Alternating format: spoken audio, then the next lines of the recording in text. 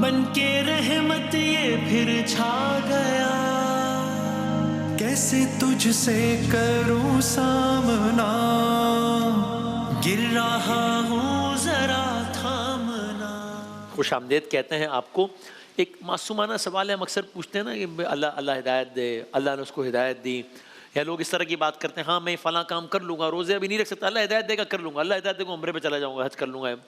ہدایت ہدی للمتقین قرآن کریم میں بار بار آتا ہے، کیا مراد ہے ہدایت دینا، اور یہ کیسے یہ کیا جا سکتا ہے؟ یہ آج کا سوال ہے، قبلہ مفتی سلم صاحب سے آواز۔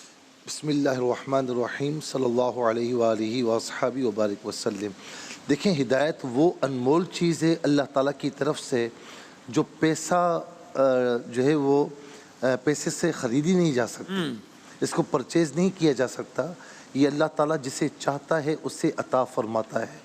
قرآن کریم میں ہے وَأَمَّا ثَمُودُ فَهَدَيْنَاهُمْ فَاسْتَحَبُّوا الْعَمَىٰ عَلَى الْهُدَىٰ، کہ رہے قوم سمود، ہم نے ان کو بھی ہدایت کا راستہ عطا فرمایا، لیکن انہوں نے اندھے پن کا مظاہرہ کیا اور ہدایت کو اختیار نہیں کیا۔ نتیجہ کیا ہوا کہ انہیں عذاب نے آ لیا۔ اس کا مطلب یہ کہ ہدایت اللہ تعالیٰ کی طرف سے ملتی ہے جسے چاہتا ہے۔ اولئک علی ھدی من ربہم واولئک ھم المفلحون۔ متقین کی صفات بیان کرتے ہوئے یہ فرمایا کہ یہی لوگ ہدایت پر ہیں اور یہی لوگ کامیاب ہیں۔ ہدایت کس کے ساتھ جوڑی ہے؟ ہدایت یاد رکھیں قرآن کے ساتھ جڑی ہوئی ہے۔ ہدایت صاحب قرآن صلی اللہ علیہ وسلم کے ساتھ جڑی ہوئی ہے کہ جنہوں نے صاحب قرآن کے دامن کرم کو تھام لیا اور قرآن سے وابستہ ہو گئے تو اللہ تبارک و تعالیٰ پھر ایسی دائمی ہدایت عطا فرماتا ہے جو دنیا میں بھی کام آنے والی ہے اور آخرت میں بھی سرخروئی عطا کرنے والی ہے۔ کیا کہنا ہے جزاک اللہ۔ قبلہ بسم اللہ الرحمن الرحیم، صلی اللہ علیہ حبیب محمد وعلی آلہ وصحبہ بارک وسلم۔ ہدایت کی اہمیت کا اندازہ اس بات سے لگائیے کہ ہم جب نماز پڑھتے ہیں تو نماز کی ہر رکعت میں سورہ فاتحہ کو رکھا گیا ہے، اور سورہ فاتحہ کے اندر یہ دعا ہے اہدنا الصراط المستقیم، اے اللہ ہمیں سیدھے راستے کی ہدایت عطا فرما۔ یہ دعا ہمیں تعلیم فرمائی گئی ہے، قرآن کی پہلی سورہ سورہ فاتحہ اس میں بھی ہے، اور نماز کے اندر ہمیں یہ اس کو رکھ کر بتا دیا گیا ہے کہ ہدایت کی اتنی زیادہ اہمیت ہے، سگنیفیکنس ہے، امپورٹنس ہے، تو اللہ سے ہدایت کی دعا ضرور مانگنی چاہیے۔ اور جب بھی ہم نماز پڑھیں یا سورہ فاتحہ پڑھیں تو ان الفاظ کے معنی کو ذہن میں رکھ کر شعوری استحضار کے ساتھ جو ہے مینٹل پریزنس کے ساتھ جو ہے یہ الفاظ کہیں تاکہ آپ کو ہدایت نصیب ہو۔ اس ہدایت کی ایسی اہمیت ہے کہ اللہ نے نماز جیسی عبادت کے اندر بھی اس کی دعا رکھی ہے کہ دعا مانگو، اور جو بندہ اللہ پر کامل ایمان لائے اسے ہدایت نصیب ہوتی ہے۔ اللہ نے قرآن میں فرمایا وَمَن یُؤْمِن بِاللَّهِ یَہْدِ قَلْبَهُ، جو اللہ پر ایمان لائے تو اللہ اس کے دل کو ہدایت عطا فرمائے گا۔ تو کامل ایمان لانے والا جو ہے اس کو ہدایت ملنی ہے، تو دعا بھی مانگنی ہے اور اپنے ایمان کو خالص کرنے کی کوشش کرنی ہے، یعنی توحید پہ کوئی کمپرومائز نہیں کرنا، شرک سے بچنا ہے۔ اور وَمَن یَعْتَصِم بِاللَّهِ فَقَدْ هُدِیَ إِلَىٰ صِرَاطٍ مُسْتَقِیم، جو اللہ کو مضبوطی سے تھام لے تو اسے سیدھے راستے کی ہدایت دے دی گئی۔ تو یعنی ہر معاملے میں اللہ سے رجوع کرنا ہے، تو جو بندہ ہر معاملے میں اللہ سے رجوع کرے گا تو اللہ رب العالمین اس کو آخرت کی ہدایت بھی عطا فرمائے گا، دنیا کی ہدایت بھی عطا فرمائے گا، ہر معاملے میں اس کی رہنمائی کر دی جائے گی اور بالکل کلیئر، کرسٹل کلیئر رہنمائی ہوگی۔ تو لہذا توحید کو خالص کریں، ایمان کو خالص کریں، اور ہر معاملے میں اللہ سے رجوع ضرور کریں، اور جب بھی دعا مانگیں ہدایت کی شعوری استحضار کے ساتھ مانگیں۔ کیا کہنا ہے قبلہ مفتی عامر صاحب؟ بالکل صحیح فرمایا مفتی صاحب نے کہ ہدایت ایک بہت ہی قیمتی سرمایہ ہے، اور یہ ایک ڈیوائن گائیڈنس ہے۔ مطلب دنیا میں اگر میں کہوں کہ اس سے زیادہ کوئی قیمتی چیز ہے تو وہ نہیں ہے۔ قرآن کا بھی جو ما حاصل ہے وہ یہی ہے، اور مفتی سہیل صاحب نے کہا نا کہ یہ اللہ تبارک و تعالیٰ جسے دینا چاہے دیتا ہے، وَمَن يَهْدِ اللَّهُ فَلَا مُضِلَّ لَهُ وَمَن يُضْلِلْ فَلَا هَادِيَ لَهُ۔ یہ بات بالکل درست ہے کہ اللہ تعالیٰ ہدایت دیتا ہے، مگر کس کو دیتا ہے؟ جو لینا چاہے، یعنی جو لینا چاہے اس کو روکتا نہیں ہے۔ وَالَّذِينَ جَاهَدُوا فِينَا لَنَهْدِيَنَّهُمْ سُبُلَنَا، جو ہماری راہ میں کوشش کرتے ہیں ہم ان کو ہدایت دیتے ہیں۔ یہ جو ہے قرآن میں ھدی للمتقین جس کا آپ نے ذکر کیا کہ یہ متقین کے لیے ہدایت ہے۔ سوال پیدا ہوتا ہے کہ باقی کے لیے کیا نہیں ہے؟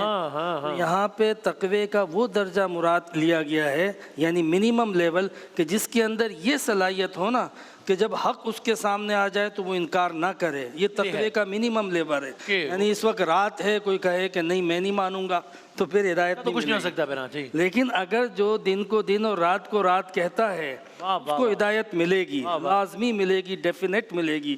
بس اس کو نہیں مل سکتی کہ جو ڈینائل میں ہمیشہ رہتا ہے۔ تو اللہ تبارک و تعالی ہدایت کی دولت سے ہم سب کو سرفراز فرمائے۔ انشاءاللہ الامین۔ کیا کہہ رہے ہیں قبلہ؟ بسم اللہ الرحمن الرحیم۔ بنیادی طور پر جہاں اختیار ہوگا نا وہاں پر امکان انحراف ہوگا۔ ہاں ٹھیک ہے، اگر اختیار ہی نہیں ہوگا تو پھر انحراف کا کوئی امکان نہیں، فرشتوں کا ڈیویشن کا، آف ٹریک ہونے کا، ڈی ٹریک ہونے کا کوئی امکان نہیں ہے۔ جہاں امکان نہیں ہے تو وہاں پر ہدایت کی الگ سے ضرورت ہی نہیں ہے۔ اس کے لیے ایک انٹرنل پروگرامنگ ہے، اس پروگرامنگ کے مطابق چلتا رہے گا، چلتا رہے گا۔ سورج کے لیے آپ دیکھیں کوئی الگ سے ہادی نہیں آتا، چاند کے لیے کوئی الگ سے ہادی نہیں آتا، ستاروں کو ان کی منزلیں بتانے کے لیے الگ سے کسی ہادی کی ضرورت نہیں۔ لا الشمس ينبغي لها ان تدرك القمر ولا الليل سابق النهار وكل في فلك يسبحون۔ مسئلہ سارا وہاں پر آتا ہے کہ جہاں پر انحراف کا امکان اس لیے ہے کہ اس کو اختیار کی دولت دی گئی ہے، محدود ہی صحیح مگر ایک فری ول اس کو دی گئی۔ جہاں وہ فری ول کو وہ غلط ایکسرسائز کرے گا تو وہاں پر انحراف کے نتیجے میں اس کی گمراہی کا امکان ہے، اور جہاں گمراہی کا امکان ہے وہاں پر راہ بتانے کے لیے ہادی کی ضرورت ہے، ہدایت کی ضرورت ہے کہ ایکسٹرنلی بھی اس کو سنکرونائز کیا جائے اس کی عقل کے ان سگنلز کے ساتھ کہ جس کے نتیجے میں اس کو صحیح راہ کا انتخاب کرنے میں آسانی ہو۔ یہ ہو اسی وقت سکتا ہے جیسا کہ لفظ استعمال کیا کہ شعور کے ساتھ، ایک مینٹل پریزنس کے ساتھ انسان متوجہ ہو جائے کہ ہاں مجھے واقعاً ہدایت کی ضرورت ہے۔ اگر انسان اس ضرورت کا احساس نہیں کرے گا تو ہادی کو تلاش بھی نہیں کرے گا، اور جب تلاش نہیں کرے گا تو اپنے ذوم میں یہ سمجھتا رہے گا کہ میں صحیح راہ پر ہوں، صحیح راہ پر ہوگا نہیں۔ یہ وہ منزل ہے کہ جہاں پر ہم کو اس بات کی سمجھ آتی ہے کہ دو بنیادی چیزیں قرآن مجید نے آغاز ہی کے اندر سمجھا دی ترتیب تلاوت میں۔ صراط الذین انعمت علیہم، راستہ چاہیے، تمہارے اندر یہ شعور رکھا گیا ہے، دعا مانگو سیدھا راستہ ہدایت کر دے۔ وہ راستہ کن لوگوں کا ہے؟ انعمت علیہم، ان لوگوں کا راستہ ہے کہ جن پر نعمت ہدایت پہلے سے موجود ہے۔ یہ کچھ لوگ ہیں کہ جن کو تمہیں تلاش کرنا ہے، ان کے ساتھ جڑ جانا ہے۔ توجہ رکھنا کوئی تمہیں گمراہ نہ کر دے یہ کہہ کر کہ میں وہ ہوں جبکہ وہ نہ ہو۔ غیر المغضوب علیہم ولا الضالین، اگر کسی پر غضب نازل ہوا وہ خود گمراہ ہے تو وہ ہادی بننے کے لیے کوالیفائی نہیں کرتا۔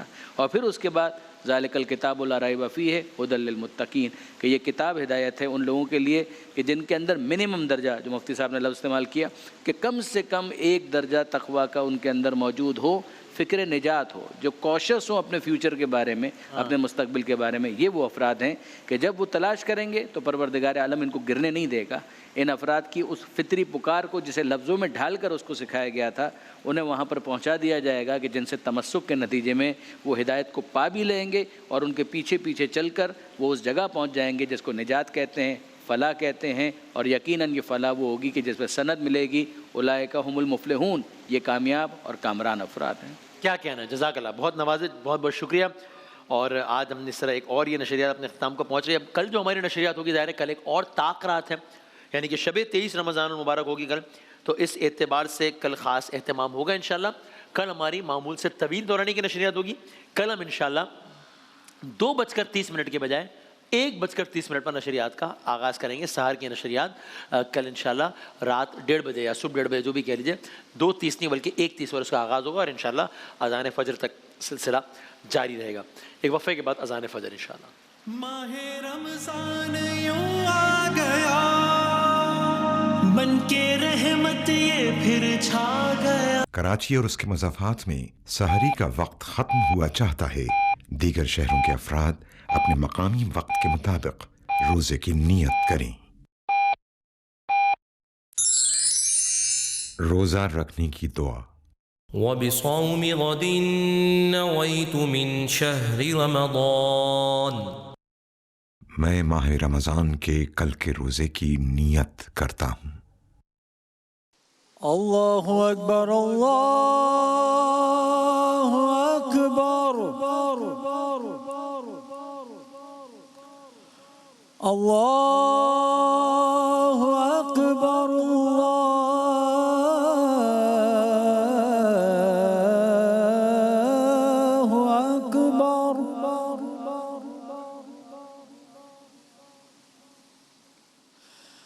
أشهد أن لا إله إلا الله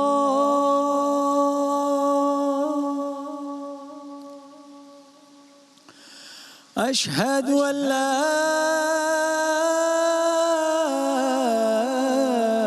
إله إلا الله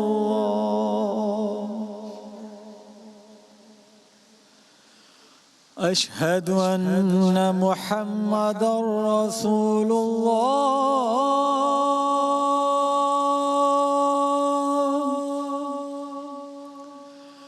أشهد أن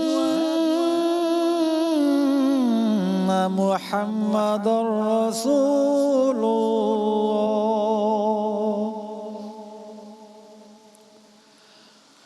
حي على الصلاة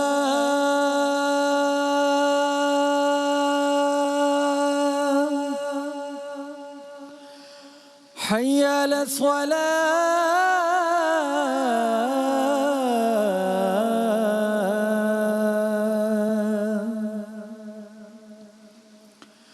حي على الفلاح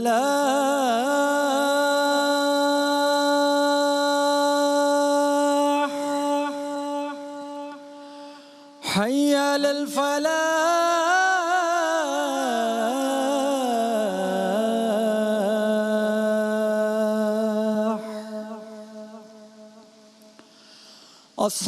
الصلاة خير من النوم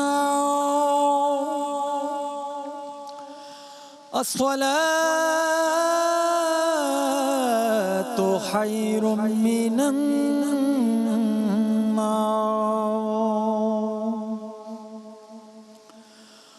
الله أكبر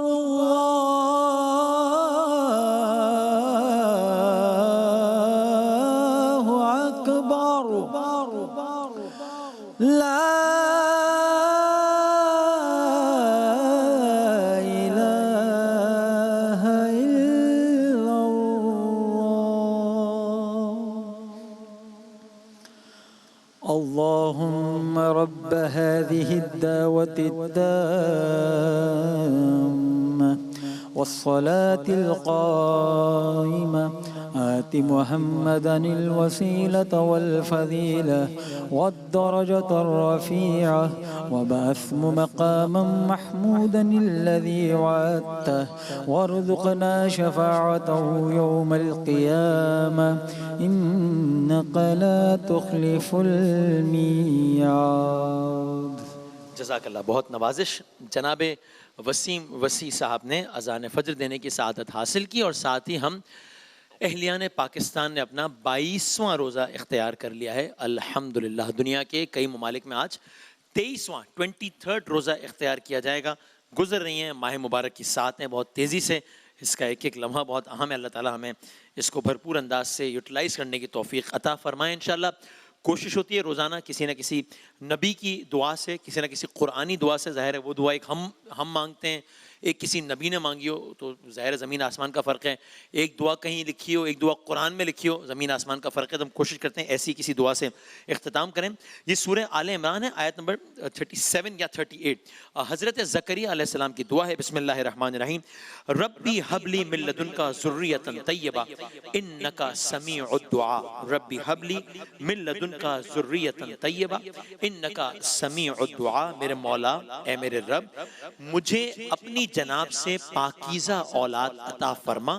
انک سمیع الدعاء, بے شک تو سننے والا ہے. سمیع دعاؤں کا, بے شک تو دعاؤں کا سننے والا ہے. اللہ تعالیٰ مجھے, آپ کو, ہم سب کو, اور جو لوگ کسی بھی حوالے سے اگر اولاد کے حوالے سے کسی پریشانی کا شکار ہیں, اللہ تعالیٰ انشاءاللہ سب کی پریشانیاں دور فرمائے انشاءاللہ بشرط صحت و سلامتی و زندگی. کچھ گھنٹوں بعد آپ بھی آرام کیجیے, ہم تھوڑا سا کام کریں گے, پھر آرام کریں گے انشاءاللہ. اور اللہ نے چاہا تو دوپہر 2 بجے ملتے ہیں. اور کل کا ہمارا سحر کا نشریہ معمول سے طویل ہوگا کیونکہ ایک اور تاخیرات ہیں. تو کل ہم 2:30 کے بجائے سحر میں رات 1:30 پر اس کا آغاز کریں گے نشریات کا انشاءاللہ. ابھی دوپہر 2 بجے ملتے ہیں, اللہ تعالیٰ نے چاہا تو انشاءاللہ. تب تک کے لیے اللہ حافظ. ماہ رمضان یوں آ گیا, बन के रहमत ये फिर छा गया, कैसे तुझ